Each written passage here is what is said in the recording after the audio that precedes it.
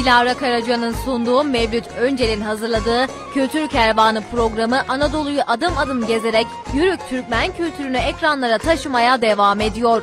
Bu hafta Akşehir Yörük Türkmen Şöleni 2. bölümüyle sizlerle olacak.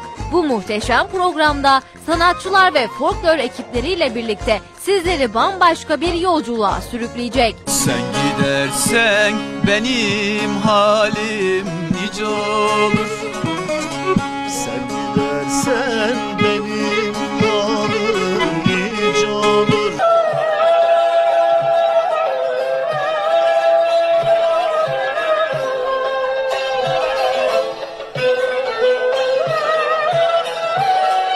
Kültür Kervanı programı Cumartesi günü saat 21'den itibaren Tek Rumeli Televizyonu ekranlarında olacak. Bu program kaçmaz.